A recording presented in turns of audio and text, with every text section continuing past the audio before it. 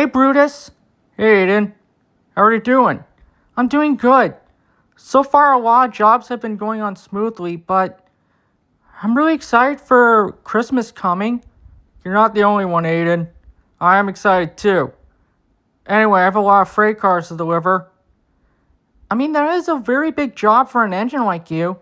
Hey, they don't call me in my class the powerful locomotive in the world. I know, Brutus. I'm really happy that you're a part of this road and working for the Union Pacific. What can I say? You guys are my friends. Well, that's my signal. I gotta get going, Aiden. I can't let my freight cars be late. Alright, Brutus. Have a safe journey. And Merry Christmas and Happy Holidays. You too, Aiden.